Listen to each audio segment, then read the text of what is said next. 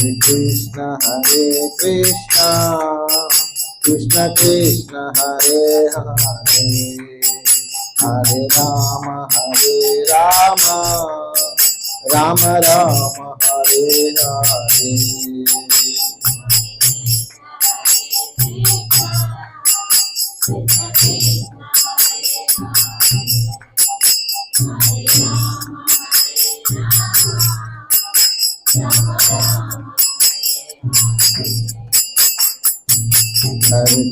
Hare Krishna, Krishna Krishna Hare Hare, Hare Rama, Rama Rama Hare Hare.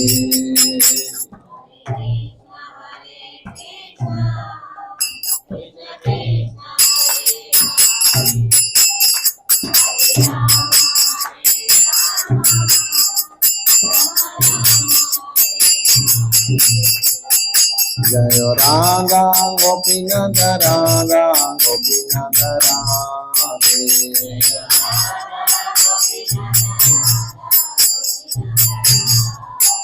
Jaya Radha Govinda Radha Govinda Radhe,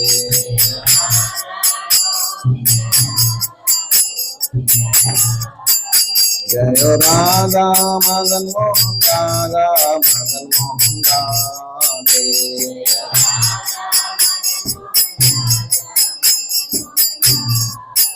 Jaya Radha Shama Sundar Radha Shama Sundar Radhe,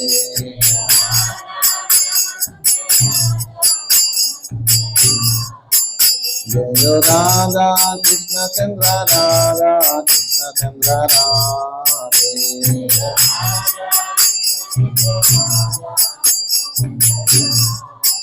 Jaya Radha Giridhari Radha Giridhari Radhe,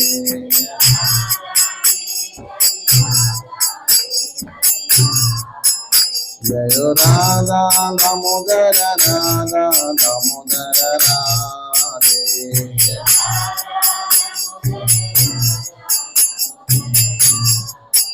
Jaya Jagannatha Jaya Jagannatha Baladeva Jaya Subhadra Mahesha,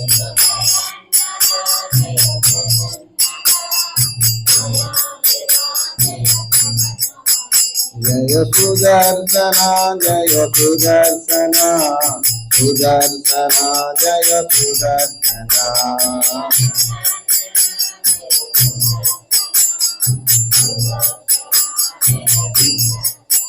Jaya Govinda Srinivasa Govinda Srinivasa Govinda,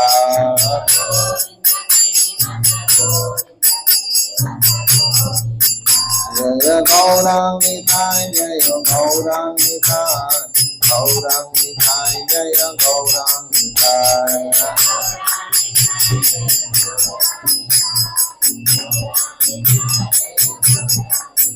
Jaya Lakshmi Narasimha Jaya Lakshmi Narasimha Lakshmi Narasimha Jaya Lakshmi Narasimha,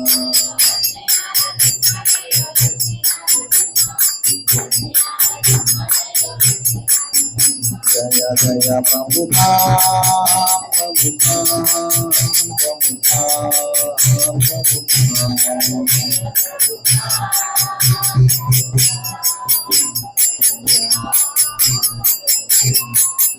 Jaya Jaya Gurudev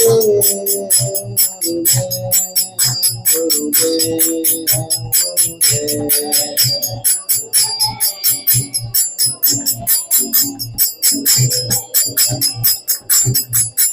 Jai Gaura Hari Bol Hari Bol Hari Bol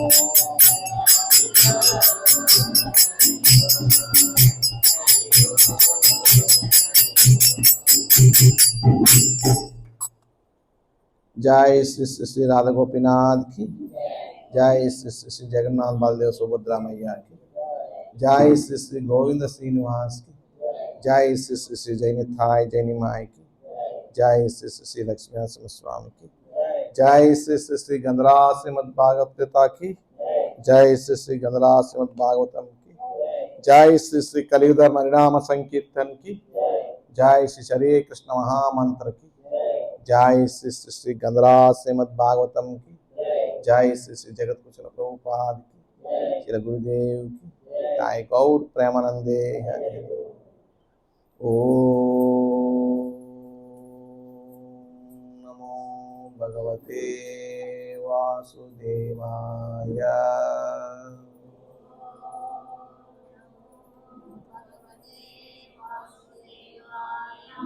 ओम नमो भगवते वासुदेवाय।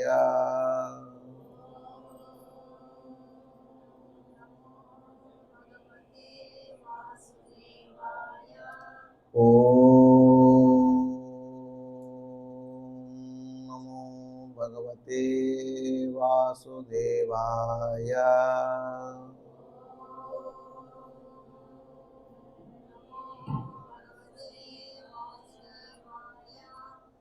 ओम अज्ञानतिमिरन्धस्य ज्ञानाञ्जनशलाकया चक्षुरुन्मिलितं येन तस्मै श्रीगुरुवे नमः। नमो ओं विष्णुपादाय कृष्णप्रेष्ठाय भूतले श्रीमते भक्तिवेदान्ता स्वामी नामिने। नमस्ते सारस्वते देवे गौरवाणी प्रचारिणे निर्विशेषा शून्यवादी पाश्चात्यदेशतारिणी। हे कृष्णा करुण सिंधो दीनबंधो जगत्पते गोपेशा गोपिका कांता राधा कांत नमोस्तुते। तप्त कांचन गौरांगी राधे वृंदावनेश्वरी सभानुसुते देवे प्रणमामि हरिप्रिये। वाञ्छाकल्पतरुभ्यश्च कृपा सिन्धुभ्येव च पतितानां पावनेभ्यो वैष्णवेभ्यो नमो नमः। नमो महावदन्याय कृष्णप्रेमप्रदायते कृष्णाय कृष्णचैतन्य नाम्ने गौरसे नमः। जय श्री कृष्ण चैतन्य प्रभु नित्यानंद श्री अद्वैत गदाधर श्रीवासादि गौरभक्तवृंद। हरे कृष्णा कृष्णा कृष्णा हरे हरे, हरे राम राम राम हरे हरे।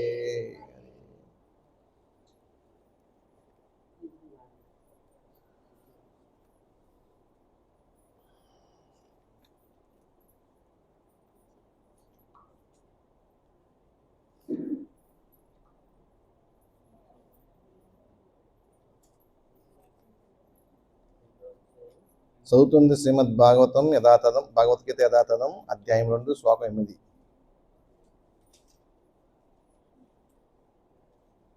Page number 94.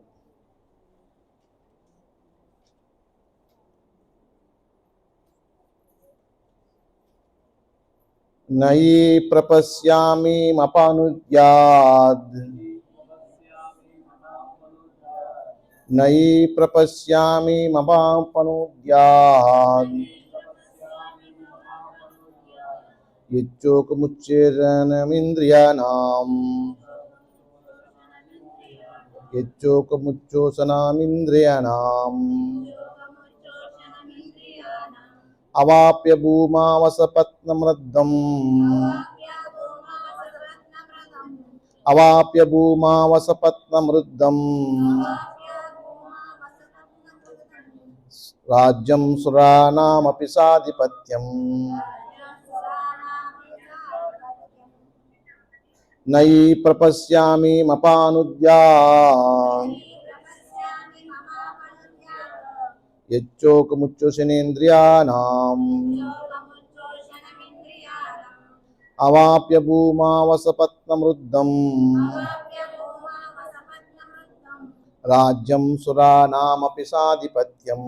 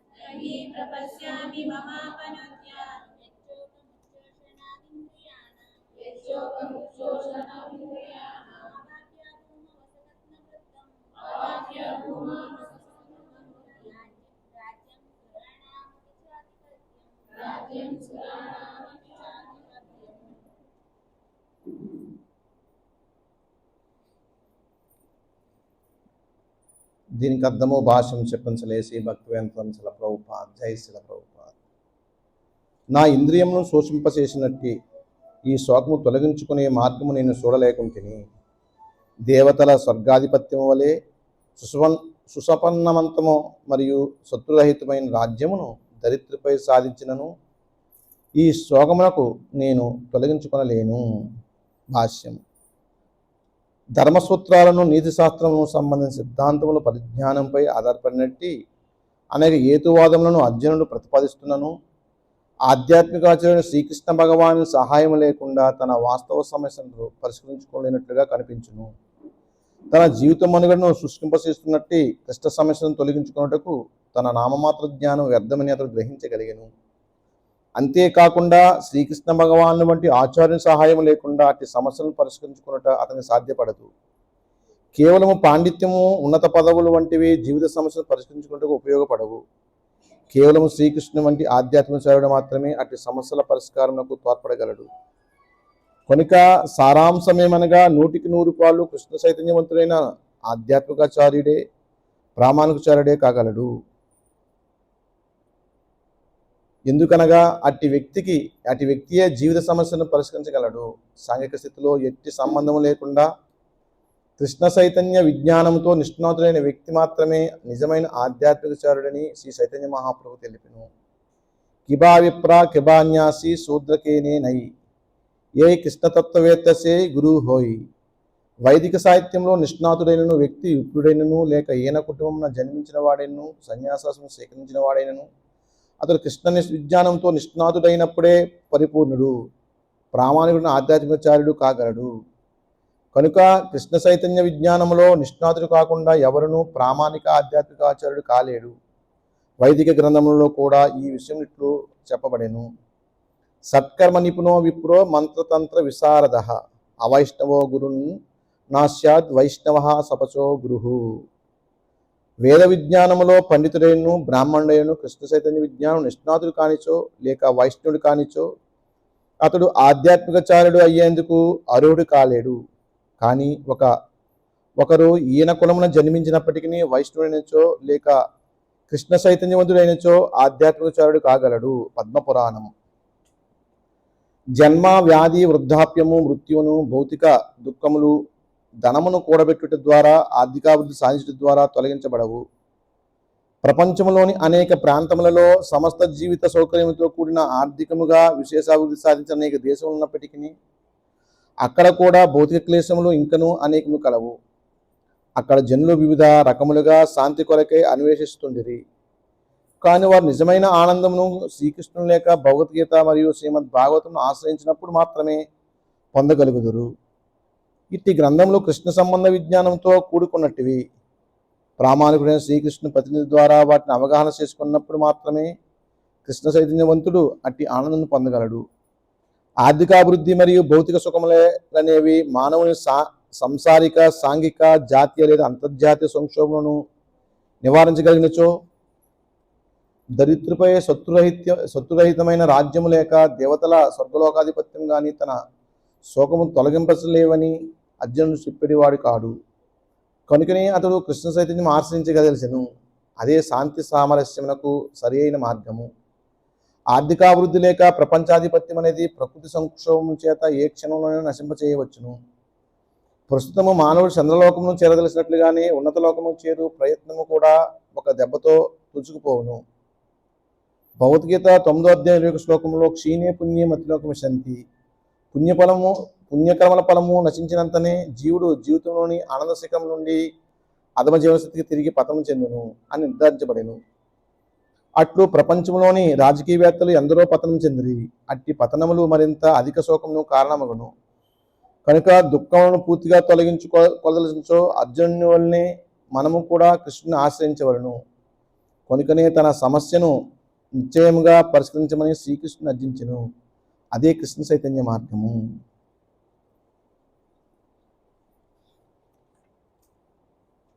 నై ప్రపశ్యామీమపానుద్యాత్యచ్చోకముచ్చేషణాంద్రియనేంద్రియాణాం అవాప్య భూమావసపత్నమృద్ధం రాజ్యం సురానామపి సాధిపత్యం. నా ఇంద్రియమును శోషింపచేయనట్టి శోకమును తొలగించుకునే మార్గము నేను చూడలేకుంటుని. దేవతల స్వర్గాధిపత్యం వలె సుసంపన్నవంతము మరియు శత్రురహితమైన రాజ్యమును దరిద్రపై సాధించినను ఈ శోకము నేను తొలగించుకొనలేను.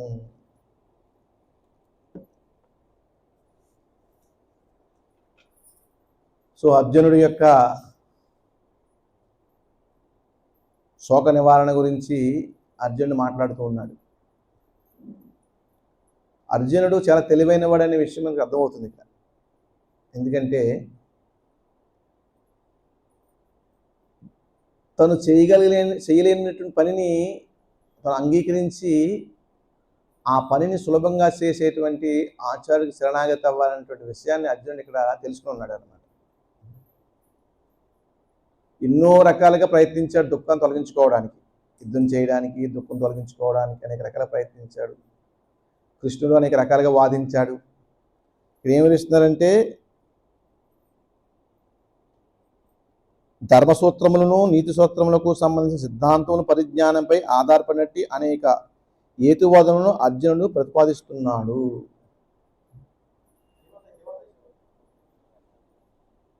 అంటే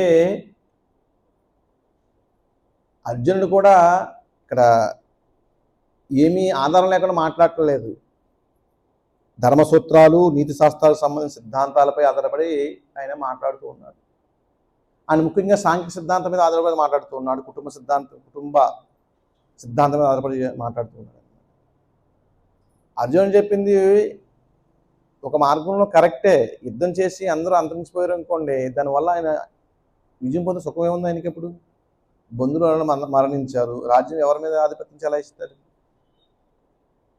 కాబట్టి సాంఘిక నియమం ప్రకారం అది కరెక్టే, అర్జునుడు చెప్పింది కరెక్టే. కానీ సాంఘిక నియమం అనేది శారీరక నియమం, అది శరీరానికి సంబంధించింది. ఈ శరీరం ఎలా నశించిపోతుందో అదేవిధంగా ఈ శారీరక ధర్మము, శారీరక నియమాలు నశించిపోతాయి. మనకి 2 ధర్మాలు ఉన్నాయి, నైమిత్తిక ధర్మము, శాశ్వత ధర్మము. నైమిత్తిక ధర్మం అంటే ఏంటంటే ఏదైతే మన శరీరానికి సంబంధించి, కుటుంబాలకు సంబంధించి, వేదాలకు సంబంధించిన సిద్ధాంతం ఉందో అదంతా నైమిత్తిక ధర్మం అన్నమాట. అంటే మన ఇక్కడ శాంతియుతంగా జీవించడానికి ఉపయోగపడేటువంటి ధర్మం భౌతిక జగత్తులో వేద ధర్మం, దాన్ని నైమిత్తిక ధర్మం అంటారు అనమాట. నైమిత్తిక అంటే అర్థం ఏంటంటే తాత్కాలిక ధర్మం. ఈ నైమిత్తిక ధర్మం అన్నది దేశకాలమాన పరిస్థితులు మారిపోతూ ఉంటుంది. ఇప్పుడు మన హిందూ మతంలో ఒక ధర్మం ఉందనుకోండి, వేరే మతంలో వేరే ధర్మం ఉంటుంది, ఇంకొక మతంలో వేరే ధర్మం ఉంటుంది.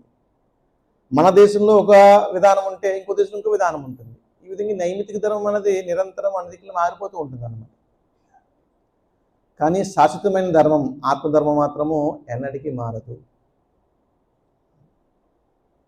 ఆత్మ గురించి మనం ఆలోచిస్తే ఆత్మకు అనుసంధానమైన పరమాత్మ గురించి మనం ఆలోచిస్తాం కాబట్టి అది ఆత్మ శాశ్వతంగా అయింది కాబట్టి దానికి సంబంధించినటువంటి అన్ని కార్యక్రమాలు కూడా శాశ్వతమైనవి. శరీరం అశాశ్వతమైంది కాబట్టి శరీరం గురించి ఎన్ని రకాల ప్రతిపాదన చేసినా ఎన్ని ధర్మాలు చేసినా అవన్నీ కూడా అశాశ్వతమైనవి. ఇక్కడ అర్జునుడు అశాశ్వతమైన శారీరక ధర్మం గురించి బోధిస్తూ ఉన్నాడు. ఈ బంధువులందరూ ఏమైపోతారు, మా తాత ఏమైపోతాడు, మా మనవలు ఉన్నారు, ఇందులో మా బంధువులు ఉన్నారు, మా బామ్మద్దులు ఉన్నారు, ఇంకా ఎంతోమంది ఉన్నారు, అందరూ ఉన్నారు, వీళ్ళందరూ చనిపోతే ఏంటి పరిస్థితి అని ఆలోచిస్తూ ఉన్నారు. మరి అర్జునుడు ఏమైనా వాళ్ళందరినీ మరణం లేకుండా ఆపగలడా? యుద్ధం చేయలేదు, వాళ్ళు మరణించకుండా ఉంటారా? రాబోయే శ్లోకాల్లో భగవంతుడు చెప్తున్నాడు, ఒక అర్జున నువ్వు వాళ్ళని సవరించకపోయినప్పటికీ వాళ్ళు ఏం బతికుండరు, వాళ్ళు ఎప్పటికైనా మరణిస్తారు. ఎందుకంటే జాతస్య ధ్రువో మృత్యు ధ్రువం, ప్రతి జీవికి పుట్టిన ప్రతి జీవికి మరణం తప్పదు. కాబట్టి ఆ తప్పలేని దాని గురించి నువ్వు ఎందుకు చింతిస్తూ ఉన్నావు? నువ్వు కూడా మరణిస్తావు. పోనీ మీ తాత ముత్తాతల గురించి మీ బంధువు గురించి వదిలేయి, ఇప్పుడు ఏమైనా శాశ్వతంగా ఉండిపోతావా? ఏమి ఉండవు కదా అని భగవంతుడు ఆయనకి బోధిస్తూ ఉన్నాడు. ఇక్కడ అర్జునుడు ఏం చేశాడని తెలివైన పని ఆయనకి అర్థమైపోయింది. ఈ మానసిక దుఃఖం నుంచి నేను బయటపడలేను. కొన్ని సమయాల్లో మనకి మనసు చాలా దుఃఖంగా ఉంటుంది, మనం ఓర్చుకోలేం, ఏడ్చేస్తాం ఒక్కోసారి. అంటే ఎవరైనా చూస్తే బాగుంది పక్కన ఏడుస్తాం, కొంతమంది ఎదుగుంటే ఏడ్చేస్తారు అంతే. అంటే ఎందుకంటే తట్టుకోలేము, ఆ పరిస్థితిని తట్టుకోలేము అన్నమాట. ఇక్కడ అర్జునుడు అదే పరిస్థితి, ఆయన ఏడ్చేస్తున్నాడు, మానసిక వ్యధ. ఒక పక్క ధర్మాన్ని నిర్వర్తించాలా, నిర్వర్తించకూడదు, నిర్వర్తిస్తే లాస్ వస్తుంది, నిర్వర్తించకపోతే వేరే పరిస్థితులు వస్తున్నాయి, తన యొక్క క్షత్రియ ధర్మానికే విఘాతం కలుగుతుంది.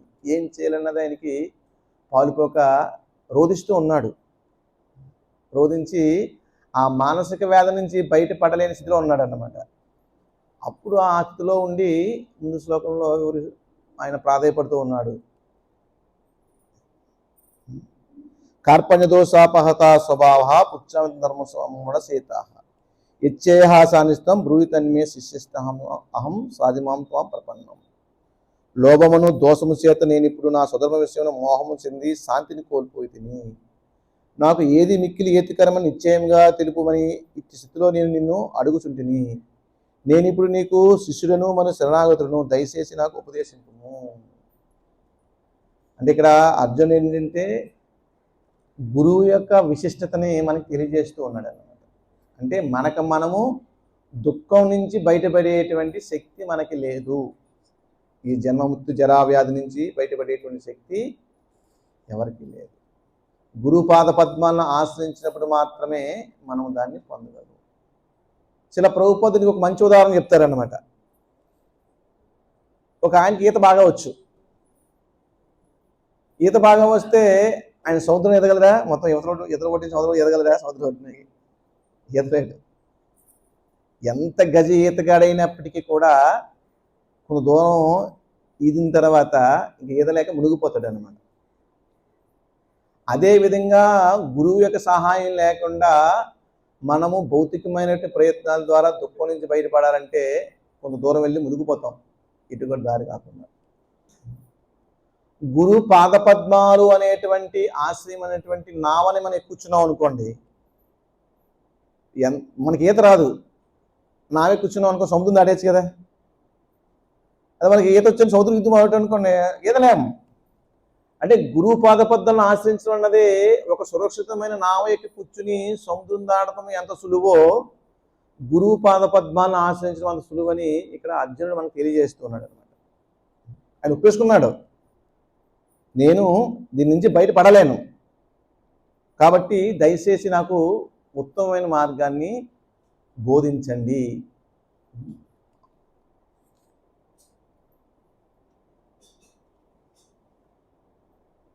అదేవిధంగా ఇక్కడ నా ఇంద్రియాల సూచన శోకము తొలగించుకునే మార్గం నేను చూడలేకుంటుని. మనం బాగా రోధిస్తున్నప్పుడు వేధిస్తున్నప్పుడు మన స్నేహితుడు లేకపోతే మనకన్నా ఎక్కువ ఉన్నవాడో ఎవరో వచ్చి ఓదార్స్తే మాత్రమే మనకు ఓటు లభిస్తుంది. మనం ఓదార్చుకున్నాం అనుకోండి, మళ్ళీ మనసు ఏదో ఇంకొక డొంక తిరుగుడు సమస్యను తీసిపెడతాం అందులో. ఇలాగైతే ఇలాగైపోద్ది, ఇలాగైతే ఇలాగైపోద్ది అని మనకి ఎన్నో రకాలుగా మానసిక వేదన కలిగజేస్తుంది మనసు. అది ఒక స్నేహితుడో లేకపోతే ఒక మన బంధువో లేకపోతే తండ్రో లేకపోతే గురువు ఎవరో వచ్చి అదేం లేదు, దానికి ఎందుకు నువ్వు ఇలాగా బాధపడుతున్నావు అని ఓదార్చి 2-3 ఉదాహరణలు చెప్పి అప్పుడు ఎలా జరిగింది ఎలా జరిగింది అని చెప్తే ఆ వ్యక్తి యొక్క మనసు ఓటిస్తుంది అన్నమాట. లేకపోతాడు మానసిక రోగి అయిపోతాడు అన్నమాట. ఓదార్పు పొందలేకుండా ఉన్నాడు అనుకోండి, లేకపోతే ఎవరో ఆయన ఓదార్చలేరు అనుకోండి, మానసిక రోగి అయిపోయి అతను శారీరక స్థితి నుంచి పూర్తిగా కూలిపోతాడు అన్నమాట. ఏం చేయలేడు ఇంకా. అర్జునుడి పరిస్థితి అదే. ఆయన మానసికలో కూలిపోయి చేతి నుంచి గాంధీవం పడిపోయింది, బాణాలు పడిపోయి ఆయన కూలబడిపోయాడు. కూలబడిపోయి ఉన్న స్థితిలో అర్జునుడికి భగవంతుడు శరణాగతి అవ్వాలనే విషయము ఆయన హృదయంలో తెలిసింది కాబట్టి అర్జునుడికి, ఎందుకంటే అర్జునుడు తెలివైనవాడు అంటారు ప్రభుపాదుల వారు. ఏంటంటే అర్జునుడు చాలా తెలివైనవాడే కాబట్టే అనేక రకాలుగా ఆలోచిస్తూ ఉన్నాడు. ఆలోచిస్తున్నప్పటికీ కూడా ఈ సమస్యకు పరిష్కారం కనిపెట్టలేకపోయాడు. ఇదంతా దేని గురించి చెప్తారంటే మనకి అధ్యాయంలో గురువు యొక్క ఆశ్రయము అతి ముఖ్యమైనది అనే విషయాన్ని మనకి తెలియజేస్తున్నాడు అర్జునుడు అనమాట. అర్జునుడు చాలా సిద్ధాంతకర్త, సాక్షాత్తు భగవంతునికి సన్నిధిలో ఉన్నాడు, రాజపుత్రుడు, చాలా జ్ఞాని, సాక్షాత్తు భగవంతుని యొక్క సహచర్యంతో ఉన్నాడు. అటువంటి వ్యక్తి కూడా గురువు యొక్క ఆశ్రయాన్ని పొందాలి అనే విషయాన్ని మనకి ప్రాక్టికల్గా చేసి చూపిస్తున్నాడు అర్జునుడు. గురువు యొక్క ఆశ్రయం పొందకపోతే నువ్వు ఎంత తెలివైన వాడు అయినప్పటికీ కూడా ఈ జన్మమృత్యు జరా వ్యాధిని దాటలేవు. అదే విశ్వసిస్తున్నారు. జన్మ వ్యాధి వృద్ధాప్య మృత్యువును భౌతిక దుఃఖములను ధనమును కూడబెట్టడం ద్వారా ఆర్థికాభివృద్ధి సాధించడం ద్వారా తొలగించబడవు.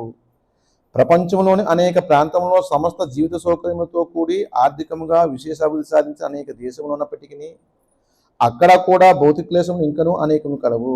అక్కడ జనులు వివిధ రకములుగా శాంతి కొరకై అన్వేషిస్తుండ్రి, కానీ వారు నిజమైన ఆనందమును కృష్ణుడు లేక భగవద్గీత మరియు శ్రీమద్ భాగవతంను ఆశ్రయించినప్పుడు మాత్రమే పొందగలుగుదురు. ఇక్కడ అర్జునుడు ఏం చేశాడు? శ్రీకృష్ణుడు శరణాగతి అయ్యాడు.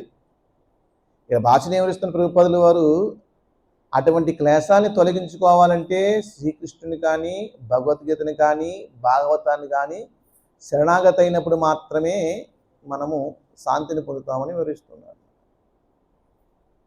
ఇక్కడ ముఖ్యంగా ఇంకొక విషయం ఏంటంటే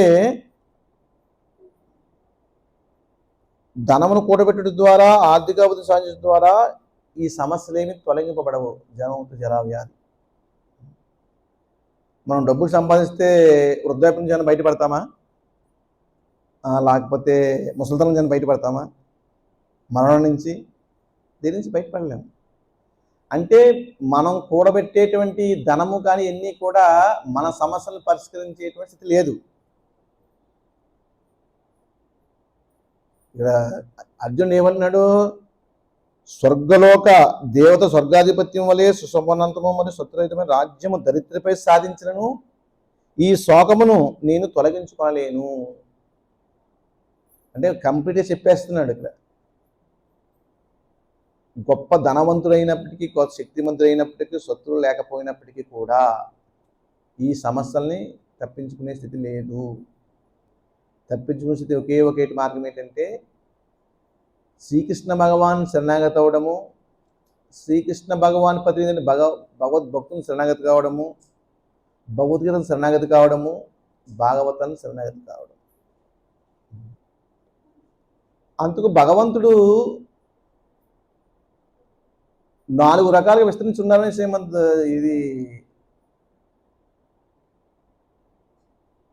చైతన్య సరితామృతంలో వివరిస్తారన్నమాట. భక్తుడు, భాగవతము, గంగాజలము, తులసి మహారాణి. భగవంతుడు ఈ 4 రూపాల్లో విస్తరించి ఉన్నాడు. మనము ఒక భక్తుడితో, ఒక భాగవతుడితో సాంగత్యం పొందాం అనుకోండి, భగవంతుని చేరుకోవచ్చు. రోజు నీ తులసి మహారాన్ని పూజిస్తూ ఉన్నాం అనుకోండి, భగవంతుని చేరుకోవచ్చు. రోజు గంగాజలం స్నానం చేస్తాం అనుకోండి, భగవంతుని చేరుకోవచ్చు. రోజు భాగవతం వింటున్నాం అనుకోండి, భగవంతుని చేరుకోవచ్చు.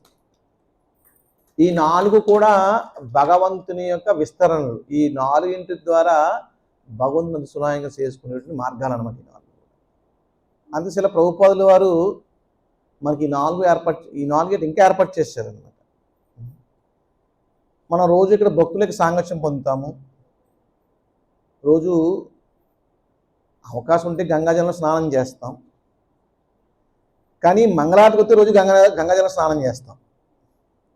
ఎలా చేస్తాం? రోజు మంగళారతి. ఏదైతే భగవంతు అర్పితమైనటువంటి ఆర్తి జలం ఉందో అది మనం జల్లుకుంటాం కదా, నెత్తిన జల్లుతాం. అది గంగాజలంతో సమానం. అంటే గంగాజలం స్నానం చేసిన ఫలితం లభిస్తుంది.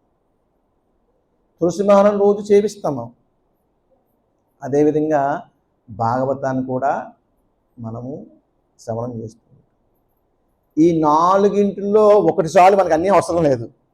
ఒకటి దాంతో సాంగత్యం ఉన్నప్పటికీ కూడా ఒక భక్తుడు రోజు గంగానదిలో స్నానం చేస్తూ ఉన్నాడు అనుకోండి, చేయగా ఆయనకి భగవంతుడితో అనుసంధానం అయ్యే అవకాశం లభిస్తుంది. ఒక భక్తుడు రోజు తులసి మహారాన్ని చేపిస్తూ ఉన్నాడు అనుకోండి, అతనికి కూడా భగవంతుడితో సాంగత్యం చేసేటువంటి అవకాశం లభిస్తుంది. ఎందుకంటే గంగాజలము భగవంతుని యొక్క పాదోద్భవని, భగవంతుని యొక్క పాదపద్మాల నుంచి ఆవిర్భవించింది గంగాజలం, పరమ పవిత్రమైనది. మరి తులసి మహారాణి ఎటువంటిదంటే నిరంతరము భగవంతుని యొక్క పాదపద్మాలను ఆశ్రయించి ఉండేటువంటి భక్తురాలు అన్నమాట. భగవంతుని యొక్క పాదపద్మాలను ఒక క్షణం కూడా ఆమె ఆశ్రయించకుండా ఉండదు. భగవంతుని పాదాలు ఎప్పుడు అలా ఉంటుంది అన్నమాట. ఇంకా లక్ష్మీదేవి అప్పుడప్పుడు తన భక్తుల ప్రీత్యార్థము భగవంతుని పాదాలు విడిచిపెట్టి ఇక్కడికి వెళ్ళి వచ్చేస్తుంటుంది అన్నమాట. కానీ తులసి మహారాణి ఎప్పుడు అలా వెళ్ళదు. ఎప్పుడు భగవంతునికి పాదపద్మాలను ఆశ్రయించే ఉంటుంది అన్నమాట. భాగవతుడు నిరంతరము భగవంతుని యొక్క సాన్నిధ్యంలో ఉంటాడు, నిరంతరము భగవత్ సేవలో ఉంటాడు భాగవతుడు. ఇంకా భాగవతం అంటే భగవంతుని యొక్క ఉత్తమ చరిత్రం, ఉత్తమ శ్లోకం భగవంతుని శ్లోకం. అంటే ఇవన్నీ కూడా భగవంతుని యొక్క విస్తరణలు. ఈ విస్తరణ మనం ఎప్పుడైతే ఏదో ఒక విస్తరణ ద్వారా మనం పొందేమో అప్పుడు మనం భగవంతుని పాదపద్మాలకి సులువుగా వెళ్ళేటువంటి అవకాశం ఉంది. అందుకే మనం ఏం చేయకపోయినా రోజు మందినికి వస్తున్నాం అనుకోండి, కొన్నాళ్ళకి ఆ వ్యక్తి కూడా భక్తుడిగా మారిపోతాడు అన్నమాట. అందులో ఏం సందేహం లేదు. అది భక్తుల యొక్క సాంగత్యం యొక్క ప్రభావం అలా ఉంటుంది అన్నమాట. ఒక బస్తా వజ్రాలు ఉన్నాయి, అందులో తీసుకుని గాజు పెంకు పడేసాం అనుకోండి, ఆ గాజు పెంకు కూడా వజ్రంగానే చలమణి అయిపోద్ది, ఎవరికి తెలియదు అసలు అందులో. అదే ఒక బస్తా గాజు పెంకును వజ్రముకు పడేసాం అనుకోండి, అది గాజు ముక్కలై చలమణి అయిపోతుంది. అంటే దీన్ని ఏం చెప్తుందంటే సాంగత్య దోషం అంటారు అన్నమాట. మనం ఉత్తములతో సాంగత్యం చేస్తే అధములైనప్పటికీ ఉత్తములుగా మారిపోతాము, అధములతో సాంగత్యం చేస్తే ఉత్తములైనప్పుడు కూడా అధములుగా మారిపోతాం. కాబట్టి భక్తుల యొక్క సాంగత్యము పరమోత్కృష్టమైనది. అది ఏం చేస్తుందంటే మన సర్వ దుఃఖాలని తొలగిస్తుంది. అభక్తుల యొక్క సాంగత్యము సర్వ దుఃఖాలని కలిగిస్తుంది. భక్తుల యొక్క సాంగత్యం సర్వ దుఃఖాన్ని తొలగిస్తుంది. సర్వ దుఃఖాన్ని తొలగిస్తుంటే అర్థం ఏంటి? ఎప్పుడైతే భక్తుల యొక్క సాంగత్యం జరిగిందో మనకి, అప్పుడు వాళ్ళ యొక్క సాంగత్యంలో మనము ఆత్మ చైతన్యాన్ని పొందుతాం. ఎప్పుడైతే ఆత్మ చైతన్యాన్ని పొందేమో మనలో చాలా మార్పులు వస్తాయి. నేను శరీరాన్ని కాదు, నేను ఆత్మస్వరూపమైనటువంటి భావనలో రావడం అంటే అది పరమజ్ఞానుల యొక్క లక్షణం. అలాగే ఈరోజు మన కృష్ణ చైతన్య మార్గంలో ఉన్నటువంటి ఇస్కాన్ భక్తులందరూ కూడా ఎంతో మహోత్కృష్టమైనటువంటి జ్ఞానంలో ఉన్నారు. అందరూ కూడా వాళ్ళు జ్ఞానాన్ని బోధించలేకపోవచ్చు, కానీ వాళ్ళకి తెలుసు. ఏం తెలుసు? నేను శరీరాన్ని కాదు, ఆత్మని. మరి ఆత్మ యొక్క పరమ కర్తవ్యం ఏంటంటే పరమాత్మక సేవ. ఎప్పుడైతే పరమాత్మక సేవలో ఉంటుందో ఆత్మ, అప్పుడు అది ఆనందంగా ఉంటుంది అనే విషయము ఇస్కాన్లో వచ్చే ప్రతి భక్తుడికి తెలుసు. అందుకే వాళ్ళు ఏం చేస్తారు? నిరంతరం కూడా భగవత్ సాంగత్యంలో ఉండడానికి అనేక రకాలుగా వాళ్ళు ప్రయాసపడుతూ ఉంటారు, ప్రయత్నిస్తూ ఉంటారు, అందులోనే ఉంటారన్నమాట.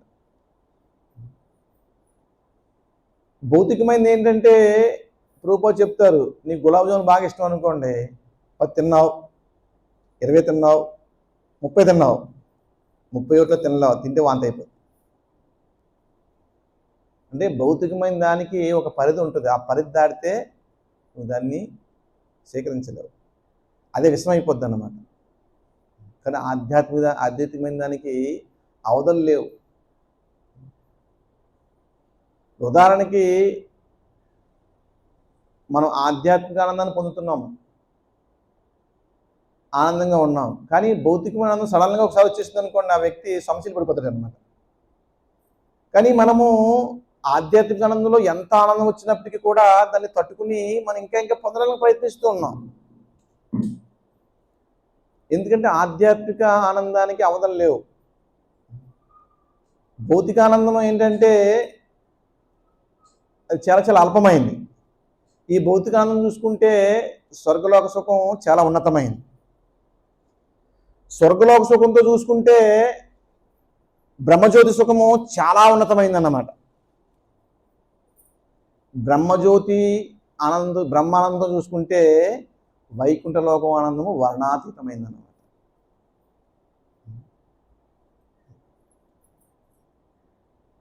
అంటే మనము భౌతికమైన ఆనందాన్ని పొందడానికి ఎంతో శ్రమిస్తే ఏమవుతుంది? కొద్దిగా లభిస్తుంది అన్నమాట, చాలా కొద్దిగా లభిస్తుంది. ఆ ఆనందం గురించి నిరంతరం కూడా మనము శ్రమిస్తూ ఉన్నాం. కానీ ఆధ్యాత్మిక ఆనందం కొద్దిగా శ్రమిస్తే అనంతమైన ఆనందం లభిస్తుంది. ఈ ఆధ్యాత్మిక ఆనందం అనేది నిరంతరం వృద్ధి చెందుతూ ఉంటుంది. భౌతిక ఆనందం అనేది పొందిన తర్వాత తగ్గిపోతూ ఉంటుంది. మనం చూడండి, ఏదైనా భౌతికంగా ఆనందం పొందామనుకోండి, ఒక రోజు 2 రోజులో, 1 నెల 2 నెలలో, లేకపోతే 1 సంవత్సరం ఉంటుంది అన్నమాట. తర్వాత మళ్ళీ మామూలు అయిపోద్ది. ఎందుకంటే భౌతికత్వ స్థితి అదే, క్షీణించిపోవడం, నశించిపోవడం భౌతిక స్థితి. కానీ ఆధ్యాత్మికత అన్నది శాశ్వతమైనది. ఇక్కడ ఇంకో విషయం ఏంటంటే ఆత్మ అంటే సనాతనమైనది. ఆత్మ సనాతనమైనది, భగవంతుడు సనాతనమైన వాడే. ఈ ఆత్మకి భగవంతుకున్న ధర్మం కూడా సనాతనమైనదే. అందుకే దీన్ని సనాతన ధర్మం అంటారన్నమాట. సనాతనం అంటే మార్పు లేదు ఇందులో. సనాతనం అంటే మార్పు లేనిది.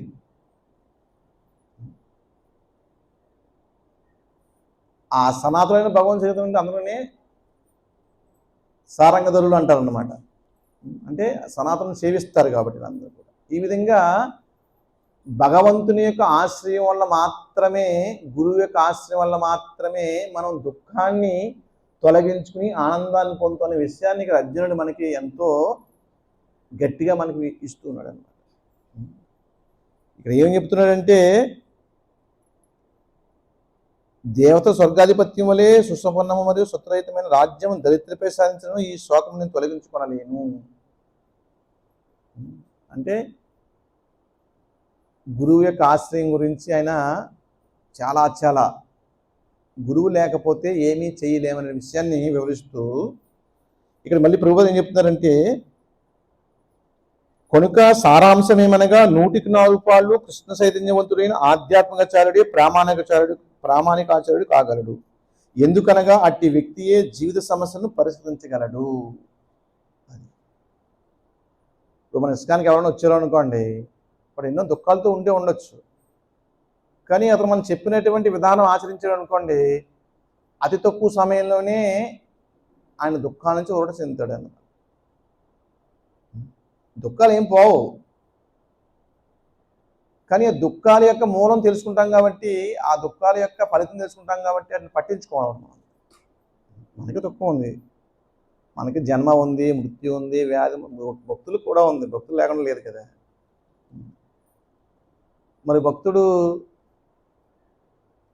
పరీక్షిత్ మహారాజు ఆ ముని శపించిన తర్వాత ఏం చేశాడు? ఆయన మృత్యు ఇలా జపించాడు, కుమారుడు జపించాడు తెలిసిన వెంటనే ఏం చేశాడు? ఆయన ఓకే, నేను మృత్యుకు రెడీ అయిపోతాననే ఉద్దేశంతో గంగ దగ్గరికి వెళ్ళి మృత్యుకు రెడీ అయిపోయాడు అనమాట. మృత్యు శరీరం విడిచిపెట్టినా రెడీ అయిపోయాడు. కానీ ఆయన పరమభక్తుడు కాబట్టి ఏం చేశాడంటే, అందరికీ బోధించడానికి ఈ మృత్యు సమయంలో అంత్యకాలంలో ఏం చెయ్యాలనే విషయం మీద ఆయన ఒక ప్రశ్న వేసాడనమాట. అందరినీ భావత అక్కడి నుంచి స్టార్ట్ అవుద్ది అనమాట. మరి భౌతికమైన వ్యక్తి అలాగా చచ్చిపోతాడంటే ప్రశాంతంగా ఉండి ఏం చేస్తాడు? అదేవిధంగా శిల ప్రభుపాదుల గురించి కూడా వివరించాను మీకు. శిల ప్రభుపాదుల వారు అమెరికా వెళ్ళేటప్పుడు ఆయనకి నడి సముద్రంలో హార్ట్ అటాక్ వచ్చింది అనమాట. ఎవరు లేని చోట హార్ట్ అటాక్ వస్తే ఎలా ఉంటుంది? చాలా భయంకరంగా ఉంటుంది పరిస్థితి. ఎందుకు వచ్చాను రా బాబు, ఇక్కడ నాశనం నడి సముద్రం పోయాను, ఇక్కడ ఎవరు లేరని బాధపడతారు అనమాట. కానీ ప్రభుపాదులు అలా ఏం బాధపడలేదు. అంటే మృత్యు అంటే ఆయన భయం లేదు. ఎందుకు భయం లేదు?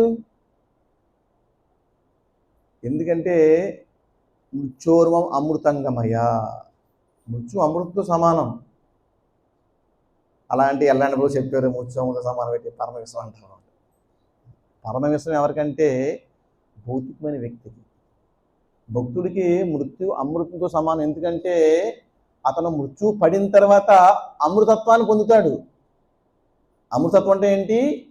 ఇంకా మృతత్వం లేనటువంటి శరీరాన్ని పొందుతాడు, శాశ్వతమైన శరీరాన్ని, వైకుంఠ లోకాన్ని పొందుతాడు. అందుకు మృత్యోర్వం అమృతంగమయ. అది భౌతికమైన వ్యక్తికి కాదు, భౌతికమైన వ్యక్తికి విషం అది మృత్యు అంటే, భయపడిపోతాడు అన్నమాట. కానీ భక్తుడు దాన్ని అమృతంగా స్వీకరిస్తాడు.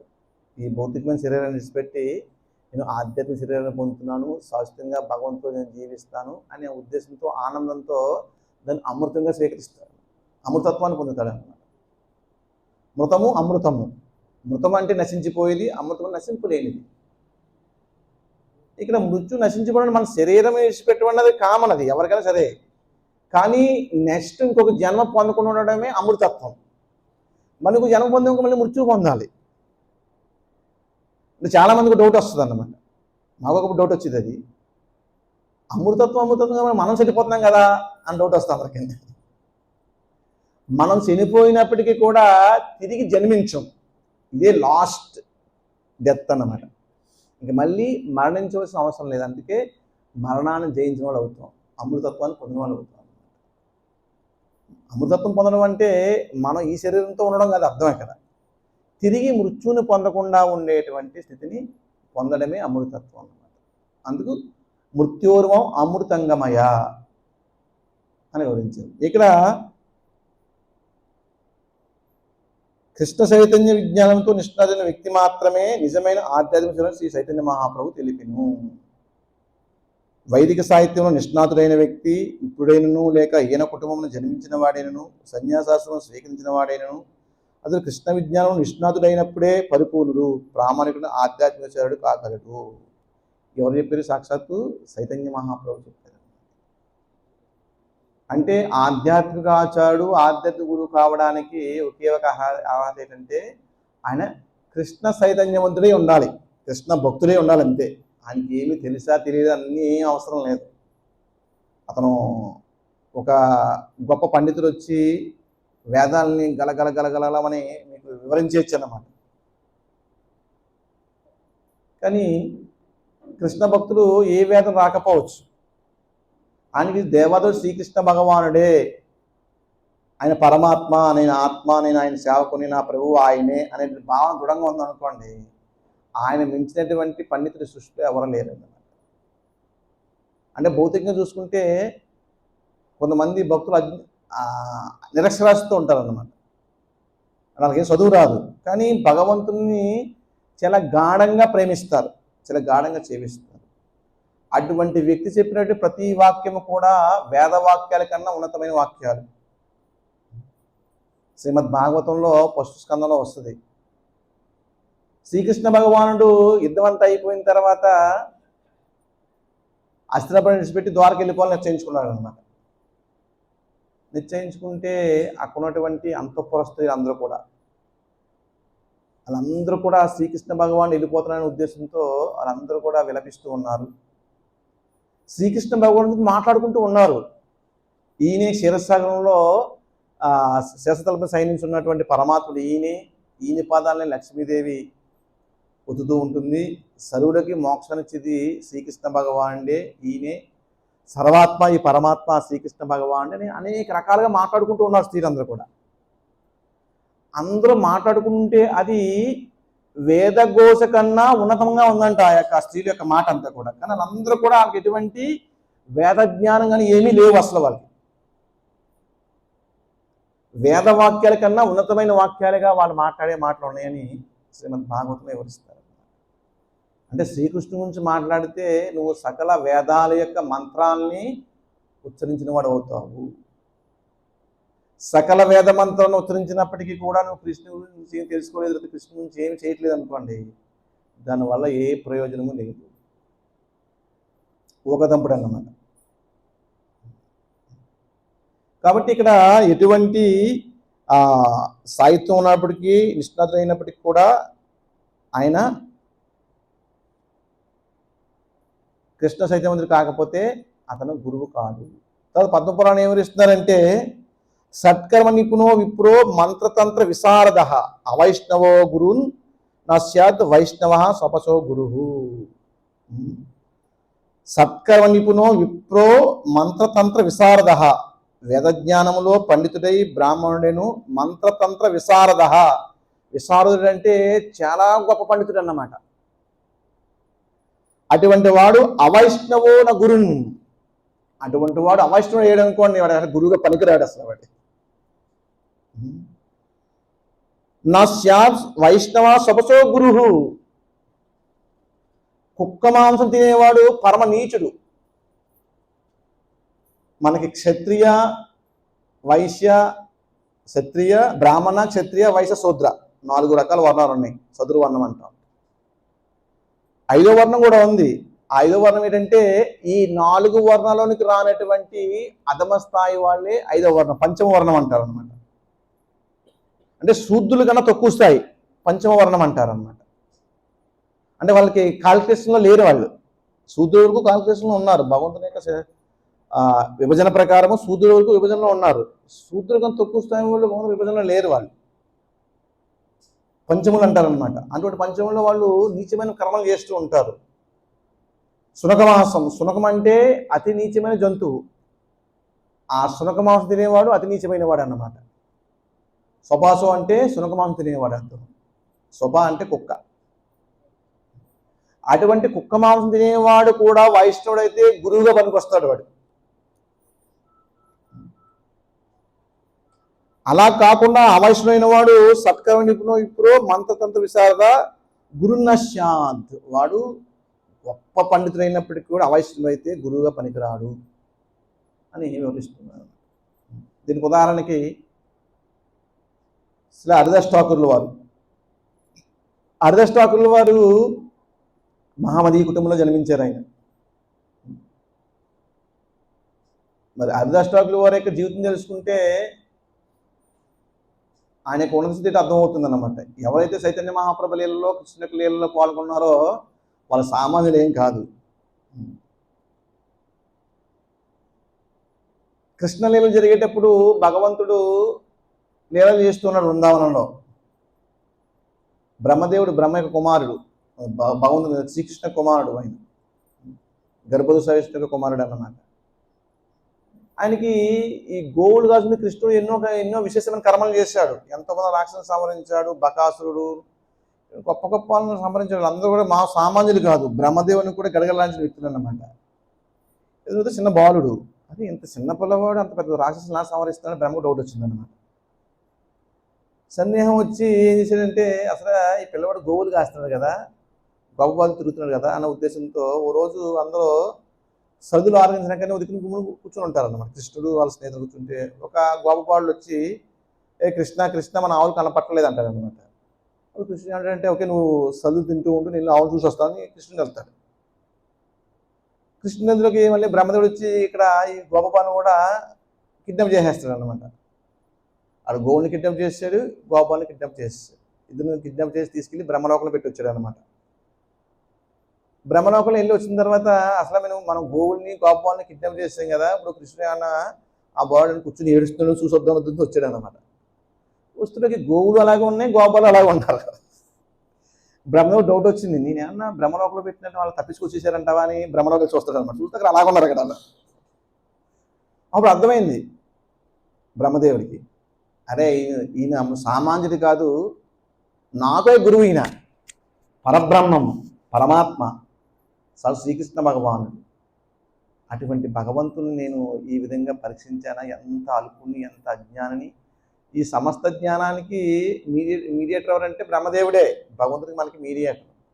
మొట్టమొదటి వేద జ్ఞానాన్ని గ్రహించింది బ్రహ్మదేవుడే. అటువంటి వేద జ్ఞానాన్ని గ్రహించినట్టు బ్రహ్మదేవుడికే భగవంతుడు అర్థం కాలేదు.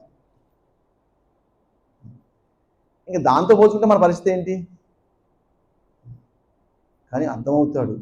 భక్త్యామం అభిజానాతి, నువ్వు భక్తుడు అయితే నీకు అర్థమవుతాడు. నీకేం అవసరం లేదు, ఓన్లీ భక్తుడు కా, నీకు ఎలా కాదు అలా అర్థమవుతాడు భగవంతుడు. భగవంతుని అర్థం చేసుకోవడానికి ఉపయోగ మార్గం ఏంటంటే భక్తుడు అవ్వడమే. మనం భక్తుడు కానిసేపు నువ్వు భగవంతుడి గురించి ఏం ఆలకించినా ఏం విన్నప్పటికీ కూడా నీకు ఏదో ఒక పల్లెటూరు వాడు ఇంగ్లీష్ చూసినట్టు ఉంటుంది అన్నమాట. అంతే, ఏం ఉండదు వాడికి, ఏం అర్థం కాదు వాడికి. అదే భక్తుడు అనుకోండి, ప్రతి పదము కూడా నీకు ఆనందం ఇస్తుంది.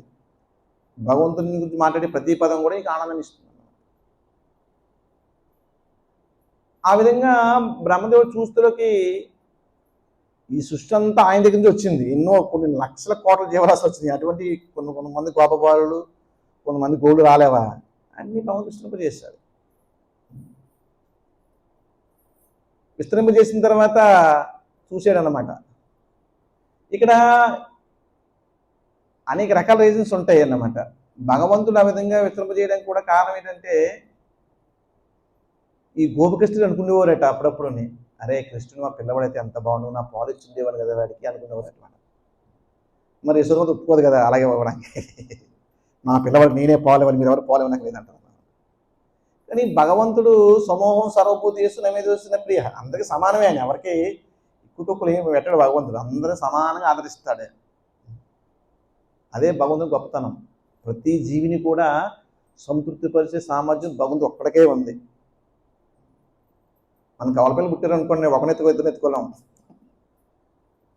కానీ భగవంతుడు ప్రతి జీవిని కూడా, ఏ జీవి కూడా భగవంతుడు వల్ల అసంతృప్తి చెందదన్నమాట.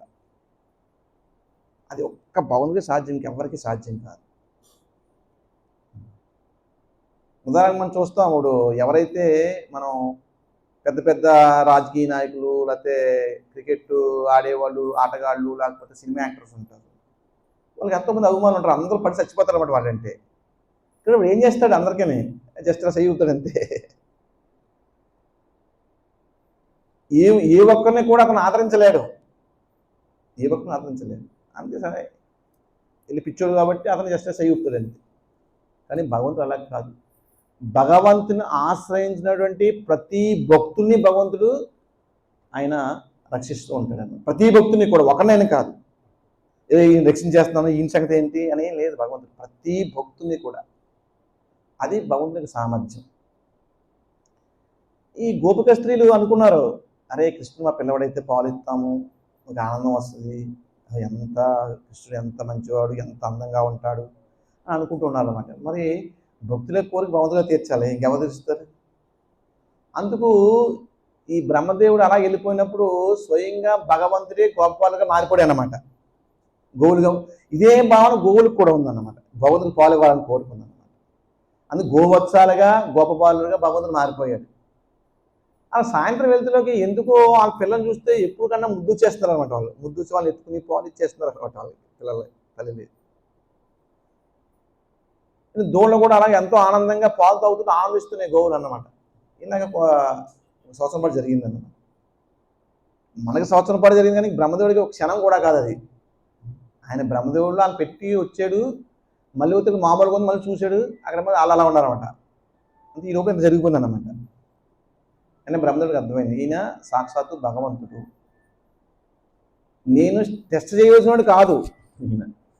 ఎవరి యొక్క పరీక్షకి కూడా ఆయన దొరకనివాడు. నేను చాలా చాలా అపరాధం చేశానని అప్పుడే బాధపడతాడు బ్రహ్మదేవుడు. బాధపడి భగవంతుడు శరణాగతి అవుతాడు. భగవంతుడు ఓకే, జస్ట్ ఇప్పుడు మనం ఒకసారి ఎవరన్నా క్షమించాలనుకుని ఏం చేస్తాం, ఒకసారి ఓకే సో అంటాం అనమాట. అంటే దాని అర్థం ఏంటి, కొద్దిగా క్షమించడం అర్థం అనమాట. అలాగే బ్రహ్మదేవుడు కూడా భగవంతుడు మన బ్రహ్మసైతంలో ఉంటుంది అన్నమాట. భగవంతుడు చూడండి ఫోటో ఉంటుంది, అందులో భగవంతుడు వెనమద్ద పట్టుకుని కర్ర పట్టుకుని ఉంటాడు, పడతాడు చెట్టుని పట్టుకుని. బ్రహ్మదేవుడు వచ్చి కళ్ళ నీళ్ళు కారుతుంటాయి అనమాట. అంటే భగవంతుడు ప్రార్థిస్తూ ఉంటాడు. ఈ బ్రహ్మసైతన్య బుక్ మీద ఉంటుంది ఫోటో. బ్రహ్మదేవుని క్షమించి వదిలేస్తాడు అన్నమాట.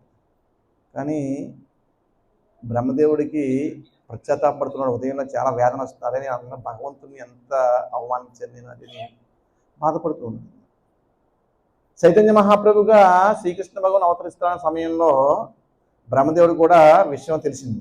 బ్రహ్మదేవుడు నారదనామం చెప్తాడు, సాక్షాత్ శ్రీకృష్ణ భగవానుడు చైతన్య మహాప్రభు జన్మిస్తాడు కాబట్టి దేవతలు కూడా మీ యొక్క రూపాల్లో వెళ్ళి వాళ్ళు వేరు వేరు భక్తులుగా అవతరించండి అని చైతన్య మహాప్రభు యొక్క వాణి అని చెప్తే, బ్రహ్మదేవుడు చైతన్య మహాప్రభు గౌరంగ మరుగుదికి వస్తాడు అనమాట. గౌరవందమని వస్తారు.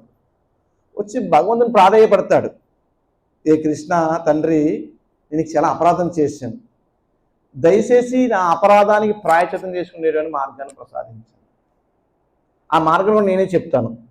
అదేంటంటే నేను ఒక నీచుల యొక్క కుటుంబంలో జన్మించి నిరంతరము నీ యొక్క నామాన్ని రోజుకు 3 లక్షల సార్లు జపించాలి.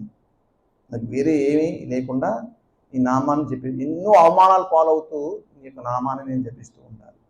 ఆ వరాన్ని నాకు ప్రసాదించండి బ్రహ్మదేవుడు ప్రార్థిస్తాడు. అలాగా బ్రహ్మదేవుడు ప్రార్థించగా బ్రహ్మదేవుడు అవతారమే హరిదాస్ ఠాకూర్.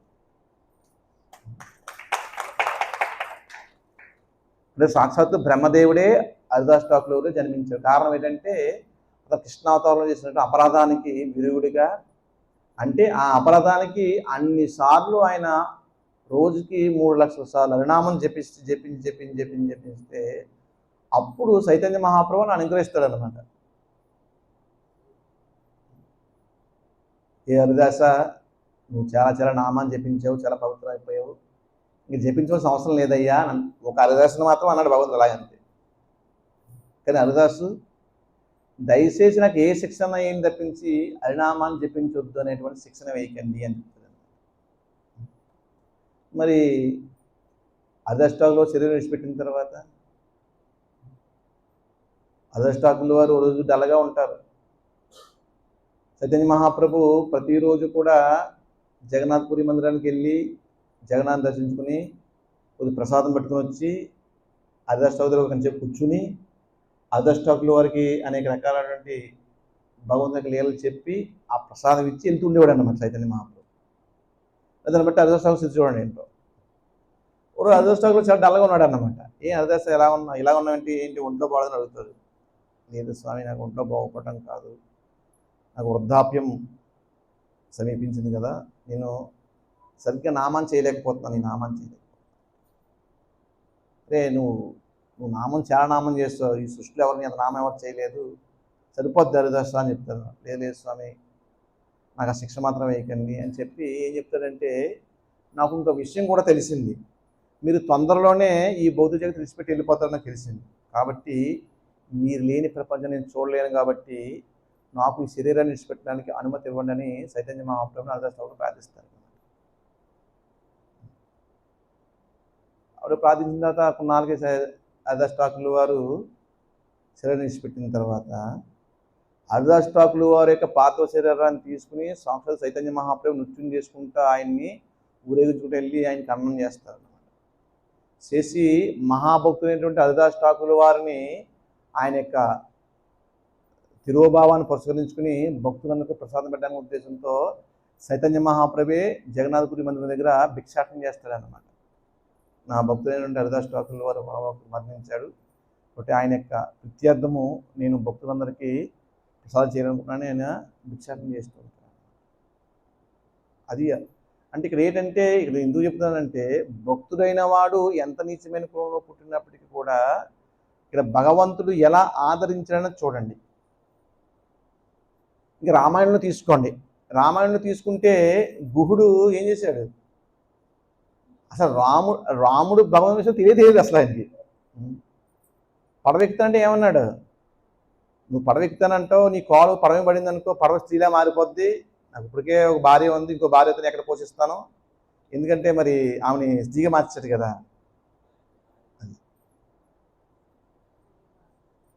అందుకు నేను నా పడవ ఎక్కించుకొని అంటాడు అన్నమాట. ఉతిదే గూడు యొక్క పన్నాగం వేరన్నమాట. ఎందుకు అలా అన్నాడంటే ఏదో రకంగా భగవంతుని యొక్క పాదపద్మాలని కడగాలి, ఆ పాదపద్మాన్ని తాకాలి, ఆ పాదపద్మాన్ని వేణువు దాన్ని ఎత్తి వేసుకోవాలి, అదే ప్లాన్. అందుకు ఒక కండిషన్ నేను పడవ ఎక్కించుకుంటాను. ఆ పడవ ఏంటంటే ఎలా ఎక్కించుకుంటానంటే నీ పాదాలు నాకు ఇస్తే నేను శుభ్రంగా కడిగి, నీ పాదాలను ఎటువంటి ఇసుక లేకుండా కడిగి అప్పుడు నా బోట్లో అడుగు పెట్టిస్తాను అంటాడు అనమాట. ఆ వంపుని భగవంతుని యొక్క పాదాలు కడిగి ఆ జలాన్ని ఎత్తి జల్లుకుని ఆయన్ని అవతలు తీసుకెళ్తారు.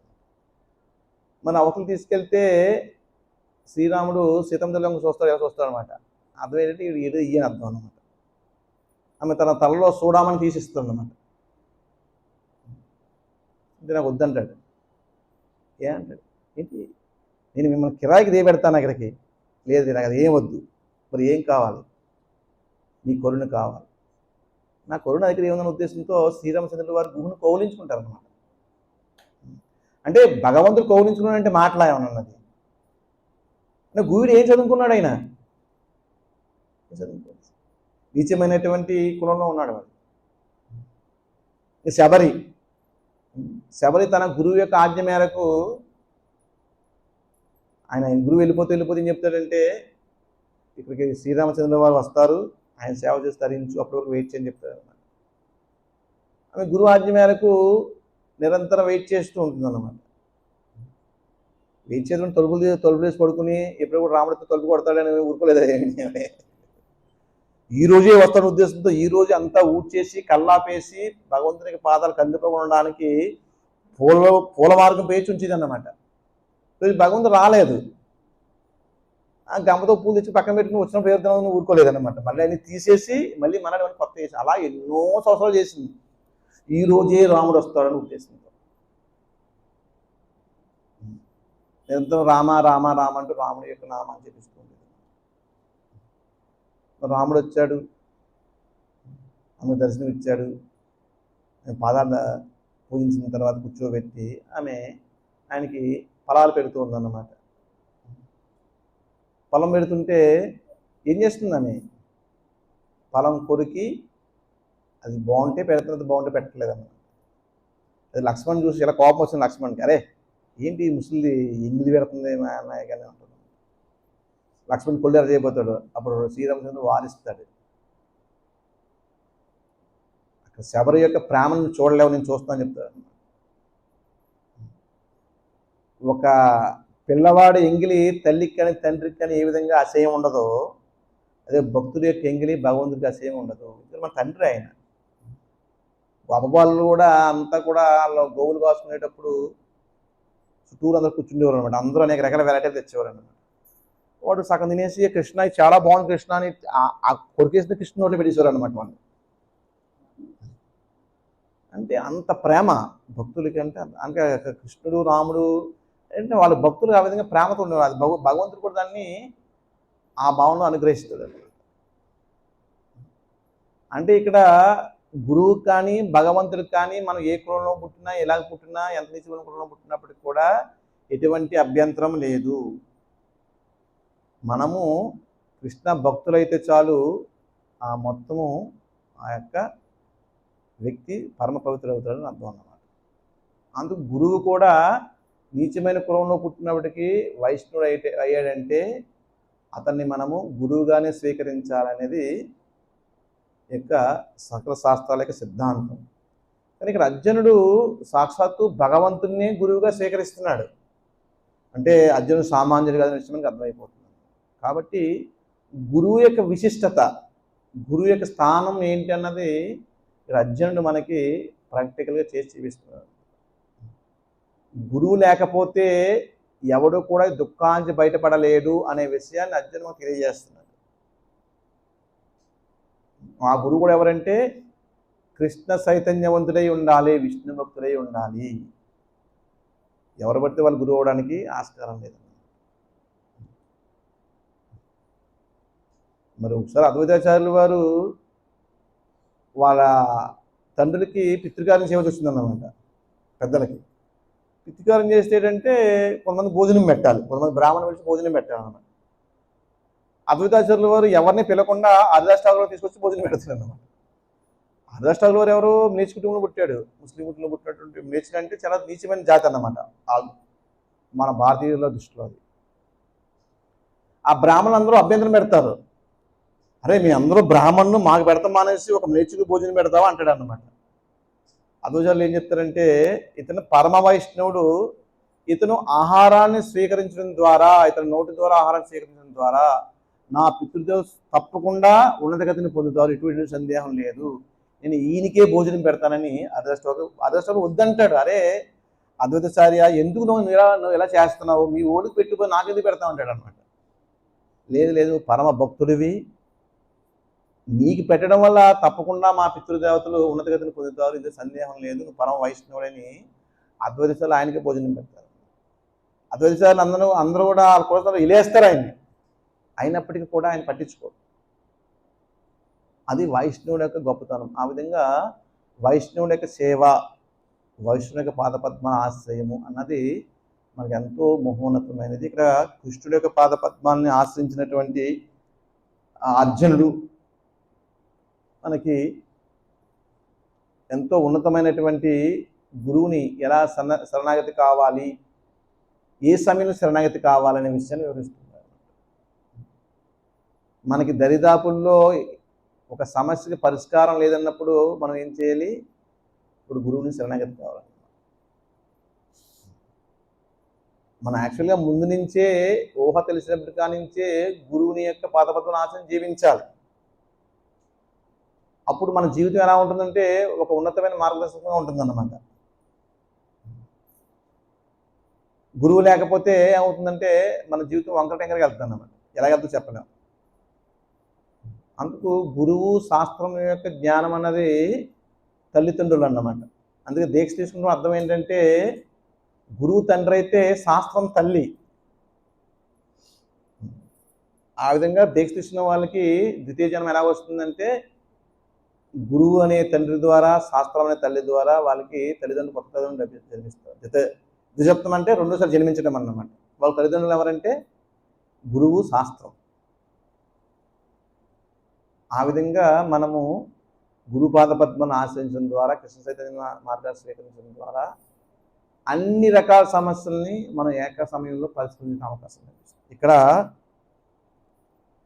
అర్జునుడు కూడా ఏం చెప్తున్నాడంటే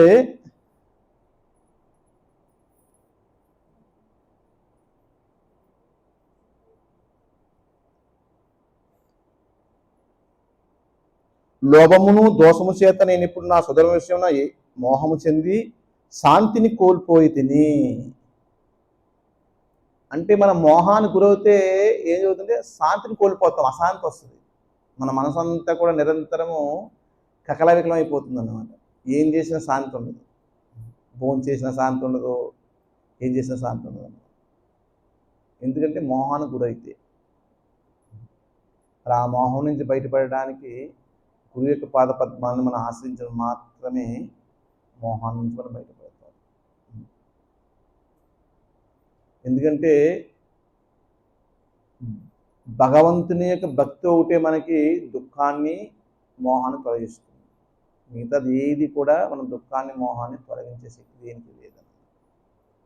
అందుకు మనం కృష్ణ చైతన్యాన్ని పొంది గురువు యొక్క ఆశ్రయం ద్వారా కృష్ణ చైతన్యం ప్రాక్టీస్ చేస్తే మనం వెంటనే దుఃఖం నుంచి బయటపడతాం. అంటే ఇక్కడ కృష్ణుడు చెప్పిన విషయాలను గుర్తుపెట్టుకోవాలి. ఏంటి కృష్ణుడు చెప్పిన విషయం? దేవతలు స్వర్గాధిపత్యం వలె సుసంపన్నమంతయము మరియు శత్రురహితమైన రాజ్యం దరిద్రపై సాధించినను ఈ శోకమును నేను తొలగించుకొనలేను. అంటే ఎంత ఉన్నతమైనటువంటి సంపద రాజ్యము ఎన్ని లభించినప్పటికీ కూడా నా దుఃఖం పోదు అని అర్జున్ నిర్ధారిస్తున్నాడు. అంటే కొంతమంది అనుకోవచ్చు, నా దగ్గర ధనం ఉంది కాబట్టి నాకు ఏదైనా పెద్ద ప్రాబ్లం ఏం లేదు, నేను అన్ని ఏర్పాటు చేసుకుంటాను అనుకోవచ్చు. అవేమి తాత్కాలికమే. దానివల్ల ఎటువంటి అంటే అర్జునుడి కన్నా మన ప్రామాణికులం ఏం కాదు. అర్జునుడే ఏ ఉన్నప్పటికీ కూడా నా దుఃఖం పోదు, నాకు శాంతి లేదని ఎలా చెప్తున్నాడు అని తెలుసు విషయం. అంటే మనకి ఎన్ని ఉన్నా మనకి దుఃఖం పోదు అనే విషయం అర్థం చేసుకోవాలి. అని వదిలేమని కాదు, అవి ఏమంత పనికిరావు. పనికొచ్చేది ఏంటంటే కృష్ణ చైతన్యం ఒకటే. కాబట్టి వాటిని ఉపయోగించుకుని కృష్ణ చైతన్యం పొందొచ్చు. మనకున్నటువంటి ఆ సంపద అన్నీ కూడా జాగ్రత్తగా భగవత్ సేవలో వినియోగించుకుంటూ మన జీవితాన్ని, మన శరీరాన్ని, మన ఆత్మని అన్నిటి భగవంత్ సేవలు వినియోగించుకున్నాం అనుకోండి, అప్పుడు అది పరిపూర్ణం అవుతుంది అన్నమాట. కాబట్టి గురువు మనకి ఏం చెప్తాడంటే ఎలా వినియోగించుకోవాలో అని చేసి చూపిస్తారు గురువు. మనకు తెలియదు కదా. పిల్లవాడికి మనం ఏం చేస్తాం? ఎలా తినాలో చెప్తాము, ఎలా మాట్లాడాలో చెప్తాము, ఎలా నడవాలో చెప్తాము, ఎలా స్నానం చేయాలి అన్నీ చెప్పమా? అదే గురువు కూడా మనల్ని ఆ విధంగా నేర్పిస్తాడు. ప్రతిదీ కూడా భగవంత్ సేవ ఎలా చేయాలి, భగవత్ నామం ఎలా చేయాలి అన్ని ప్రతిదీ నేర్పిస్తాడు గురువు. ఆ విధంగా గురువాశ్రయం పొందడం ద్వారా మనం పరమశాంతిని పొందేటువంటి అవకాశం లభిస్తుంది. ఎందుకంటే గురువు అనేవాడు భగవంతుడితో అనుసంధానం ఉంటాడు కాబట్టి భగవంతుని శాంతి అనేది ప్రవహిస్తూ ఉంటుంది. ఇప్పుడు ఏ విధంగా అయితే పవర్ హౌస్ ఎక్కడో మనకి 1 కిలోమీటర్ దూరం ఎక్కడ ఉండొచ్చు పవర్ హౌస్, కానీ అక్కడ నుంచి పవర్ వస్తుంది. అలాగే వైర్ల ద్వారా వచ్చి మన పెగ్లో కరెంట్ పెడితే అది మన కరెంట్ పాస్ అవుతుంది. కానీ అక్కడ నువ్వు వైర్ కట్ చేసి ప్లగ్లో పెట్టావనుకోండి, ఏమైనా ఉంటుంది దానికి? ఏముంది. అంత వైరింగ్ అంతా ఉంది, ఫ్యాన్లు ఉన్నాయి, అన్నీ ఉన్నాయి, కానీ కనెక్షన్ లేదన్నమాట. అదేవిధంగా గురువు యొక్క కనెక్షన్ లేకపోతే మనం కరెంట్ కనెక్షన్ కట్ అయిపోతే ఎలా పవర్ హౌస్తో మనం పవర్ కోల్పోతామో, గురువు యొక్క కనెక్షన్ లేకుండా అనుకోండి భగవంతుడు కనెక్షన్ కోల్పోతాం. భగవంతుడు పరమశాంతిమయుడు, ఆనంద సాగరుడు. ఆయన ఆ ఆనంద సాగరుడితో కనెక్షన్ ఉంటే ఏమవుతుంది? మనలో కూడా ఆనందం ప్రవహిస్తుంది అన్నమాట. అది ప్రవహించింది. అందుకు గురువు ద్వారా ఆ కనెక్టివిటీని మనం పొందినప్పుడే మనలో ఆనందం ప్రవహిస్తుంది అన్నమాట. మనం ఏర్పాటు చేసుకోవాలంటే ఎవరి వల్ల కాదు. దీనికి అర్జునుడు ఒకటే కాదు, భగవంతుడు కూడా అవతరించినప్పుడు కూడా గురువు యొక్క విశిష్టత గురించి మనకు బోధించాడు. శ్రీరామచంద్రుడు అవతరించినప్పుడు, శ్రీకృష్ణ భగవాన్ అవతరించినప్పుడు, సాక్షాత్ చైతన్య మహాప్రభుగా అవతరించినప్పుడు కూడా ఏం చేశాడు? వాళ్ళు గురువుని స్వీకరించారు. అంటే గురువుని స్వీకరించడం కంపల్సరీ అనే విషయాన్ని వాళ్ళు వివరిస్తున్నారు. ఎందుకంటే మానవ జీవితం సఫలత పొందాలంటే గురువు యొక్క ఆశ్రయాన్ని పొందాలి. ఇక్కడ భగవద్గీతలో అర్జునుడు అదే చేస్తూ ఉన్నాడు. గురువు యొక్క ఆశ్రయం పొందినప్పుడే అన్ని దుఃఖాలు పోయి శాంతియుతంగా జీవించే అవకాశం లభిస్తుంది. హరే కృష్ణ. ఏమైనా సందేహాలు ఏమైనా ఉన్నాయా?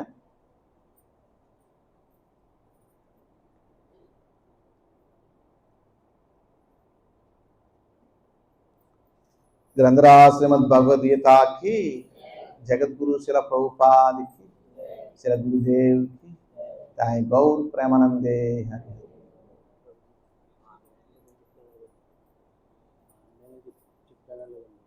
ఏది